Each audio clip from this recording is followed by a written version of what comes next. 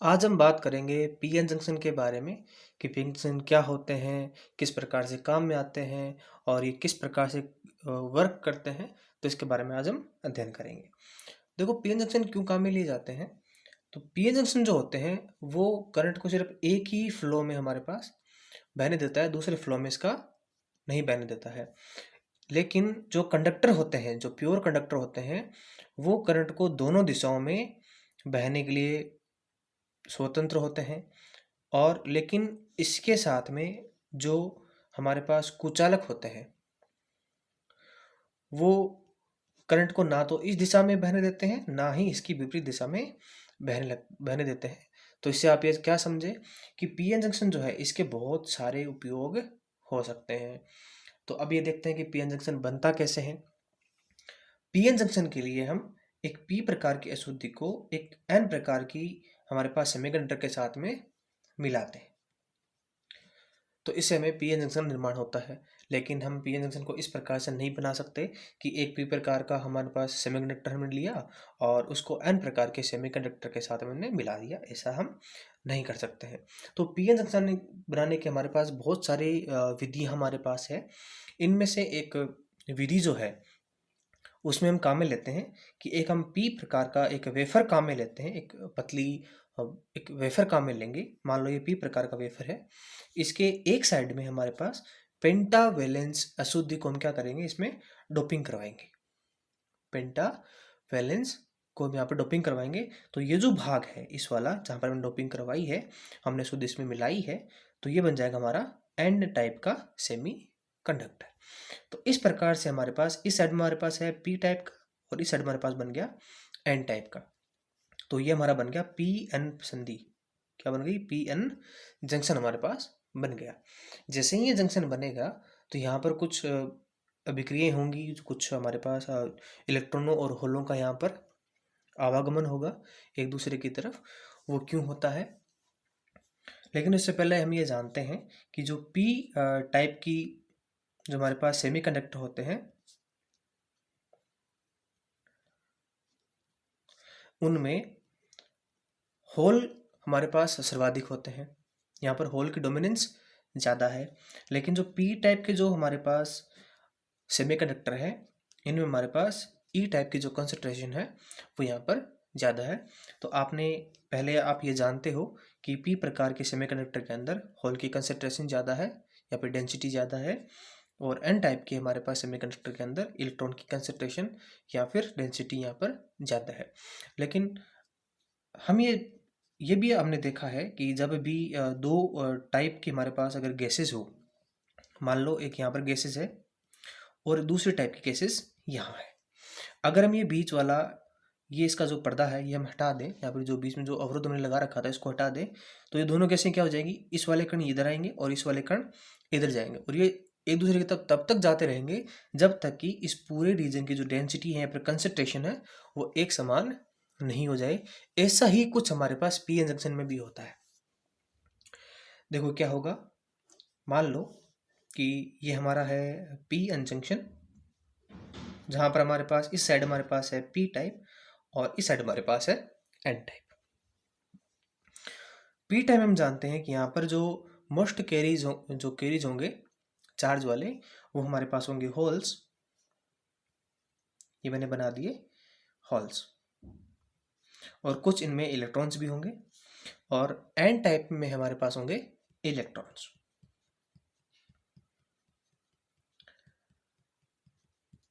कुछ इस प्रकार से जब इन दोनों को आपस में मिलाया जाता है तो यहाँ से जो इलेक्ट्रॉन है वो यहाँ से डिफ्यूज होने स्टार्ट होंगे पी की साइड में, क्योंकि यहाँ पर जो इलेक्ट्रॉन है इनकी कंसंट्रेशन बहुत कम है। लेकिन ये जो होल है वो इस साइड में डिफ्यूज होना स्टार्ट होंगे, इसको बोलते हैं डिफ्यूजन होना, डिफ्यूजन। तो ये क्या हो रहा है, ये होगा यहाँ से इलेक्ट्रॉनों का डिफ्यूजन और इस यहाँ साइड में होगा यहाँ पर होल्स का डिफ्यूजन। यहाँ से इलेक्ट्रॉन यहाँ चले गए और यहाँ से होल यहाँ पर आ गए, तो यहाँ पर हो गया डिफ्यूजन। इस प्रकार हम बोलेंगे डिफ्यूजन। अब ये देखो कि ये जो डिफ्यूजन जब होता है तो आप ये पहले से जानते हो कि यहाँ पर इलेक्ट्रॉन जो है यहाँ पर क्या है, यहाँ पर पेंटावेलेंस के अंदर है। जब ये यहाँ से देखो, जैसे मान लो ये हमारा पेंटावेलेंस था और यहाँ पर एक इलेक्ट्रॉन था एक्स्ट्रा। जब ये यहाँ से जाएगा तो ये अपनी जगह छोड़ देगा, और जैसे ही हम जानते हैं कि इलेक्ट्रॉन अपनी जगह छोड़ता है तो इस जगह पर आ जाता है पॉजिटिव चार्ज। ऐसा भी यहाँ पर होगा। तो इस रीजन में, ये वाला जो रीजन है, यहाँ पर आ जाएगा हमारे पास पॉजिटिव चार्ज। और यहाँ से जब होल यहाँ से बाहर निकलेगा, होल कैसे निकलेगा, देखो जैसे हमारे पास यहाँ पर हमारे पास था ट्राईवैलेंस, तो यहाँ पर था 3 बंद। जब यहाँ से होल यहाँ से निकल जाएगा तो यहाँ पर क्या हो जाएगा, एक यहाँ पर इलेक्ट्रॉन की जो चार्ज पॉजिटिव चार्ज है उसकी एक कमी आ जाएगी। तो जब यहाँ पर एक इलेक्ट्रॉन इसको भर देगा, होल जाने का मतलब क्या होता है कि यहाँ पर एक इलेक्ट्रॉन अपनी जगह ले ली है। जब इलेक्ट्रॉन यहाँ से इधर आ जाएगा तो यहाँ पर आ जाएगा नेगेटिव चार्ज। तो इस रीजन में हमारे पास आ जाएगा नेगेटिव चार्ज। तो इस प्रकार से हमारे पास एक रीजन हमारे पास बन गया कुछ इस प्रकार से। ये हमारा है पी टाइप और ये हमारा है एन टाइप। एक साइड में यहाँ पर बन गया हमारे पास पॉजिटिव चार्ज और एक साइड हमारे पास बन गया नेगेटिव चार्ज। अब देखो, इन इलेक्ट्रॉनों के एक जगह से दूसरी जगह मूव करने की वजह से यहाँ पर एक करंट फ्लो होगा। करंट फ्लो हुआ, ये किसकी वजह से हुआ है, ये इलेक्ट्रॉनों के डिफ्यूज होने की वजह से हुआ है। जो कि हमारे पास इलेक्ट्रॉन इस साइड में हमारे पास डिफ्यूज हुए थे। तो हम ये जानते हैं कि जो करंट की जो डायरेक्शन है वो इलेक्ट्रॉनों के फ्लो के ऑपोजिट साइड में होती है। तो इस दिशा में एक करंट फ्लो होगा जिसको हम बोलेंगे डिफ्यूजन करंट। डिफ्यूजन करंट, ठीक है।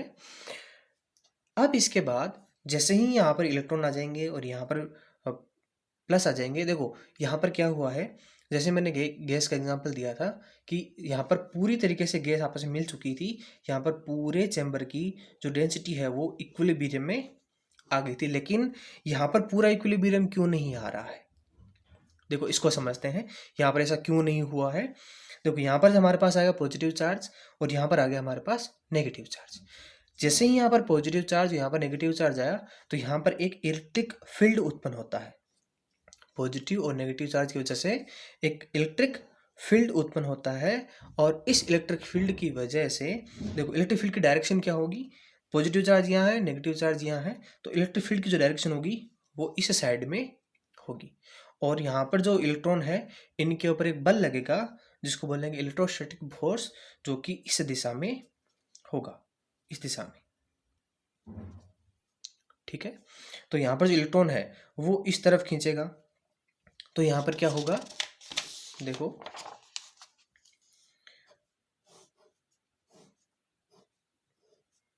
ये मैंने बना दिया, ये हमारा पास P है, ये N है। और यहाँ पर मान लेते हैं कि यहाँ पर इलेक्ट्रॉन है, कुछ यहाँ पर होल्स भी हैं। ऐसा नहीं है कि होल पूरे मिट गए हैं, नहीं, कुछ होल्स हैं अंदर। और यहाँ पर कुछ होल्स हैं और मान लो पॉजिटिव चार्ज है और यहाँ पर कुछ इलेक्ट्रॉन है। यहाँ पर पॉजिटिव चार्ज और यहाँ पर नेगेटिव चार्ज होने की वजह से यहाँ के इलेक्ट्रॉन है इनके ऊपर इलेक्ट्रोस्टैटिक फोर्स लगेगा जो कि इस दिशा में होगा। तो यहाँ के इलेक्ट्रॉन जो है वो इस दिशा में बहने स्टार्ट हो जाएंगे और यहाँ के जो होल है वो इस दिशा में बहने लग जाएंगे। और यहाँ पर ये जो इलेक्ट्रोस्टैटिक फोर्स की वजह से जो इलेक्ट्रॉन यहाँ पर बह रहे हैं इनको हम बोलते हैं ड्रिफ्ट, इसको हम बोलते हैं ड्रिफ्ट। और इस ड्रिफ्ट की वजह से जो इलेक्ट्रॉन यहाँ से यहाँ बह रहे हैं, यहाँ पर क्या हो रहा है, इलेक्ट्रॉन बह रहे हैं, तो इन इलेक्ट्रॉनों के फ्लो की वजह से यहाँ पर एक करंट फ्लो होगा वापस, जिसको हम बोलेंगे ड्रिफ्ट करंट। Drift current. अब देखो यहाँ पर दो प्रकार की करंट आ रही है हमारे पास। एक तो हमारे पास आ रही है डिफ्यूजन करंट और एक हमारे पास आ रही है ड्रिफ्ट करंट। और ये डिफ्यूजन करंट और ड्रिफ्ट करंट है, ये कब तक रहेगी, जब तक कि इनमें इक्विलिब्रियम नहीं आ जाता। इसका मतलब ये है कि यहाँ पर इस साइड में हमारे पास पॉजिटिव चार्ज और यहाँ पे इलेक्ट्रॉन होल्स हैं और इधर जो चार्ज है इन दोनों में एक दूसरे में इक्विलिब्रियम नहीं आ जाए। यहाँ पर ऐसे कह सकते हैं, एक यहाँ पर टर्म एक अच्छे से यूज होती है जिसको हम बोलेंगे डिफ्यूजन फोर्स। अब देखो डिफ्यूजन फोर्स कैसे होगा, पहले वो समझ लेते हैं कि इन दोनों का जो जो करंट फ्लो है वो कब तक बना रहेगा। इसको समझने के लिए मैं एक अन्य डायग्राम बनाता हूँ।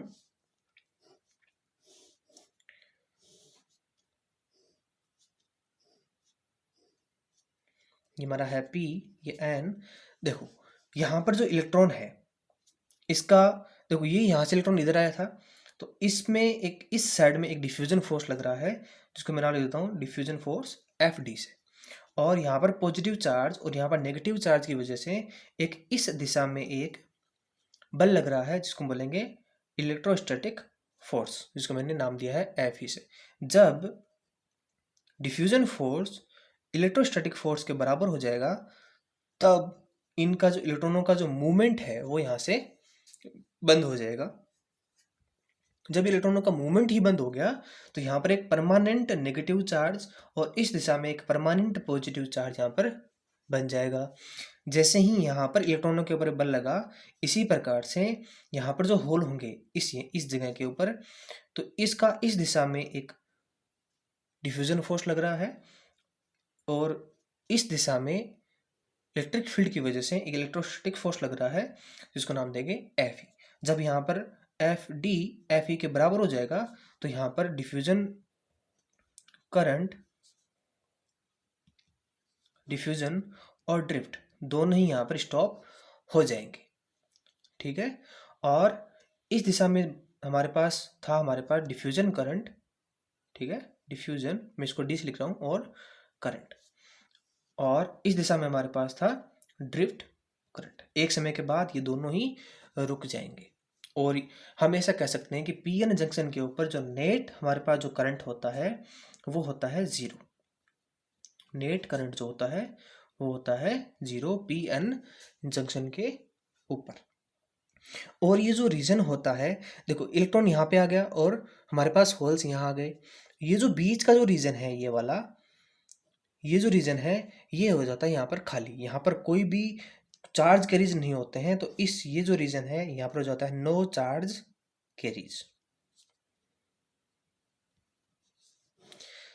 जब यहाँ पर कोई भी चार्ज कैरीज नहीं होते हैं, तो हम इस रीजन को, ये वाला जो रीजन है, इसको हम कहेंगे डिप्लेशन रीजन।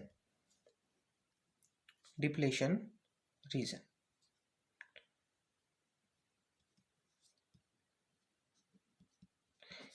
हम कई बार इस लेयर को, ये जो हमारे पास लेयर बनी है, इसको हम डिप्लेशन लेयर भी कहते हैं।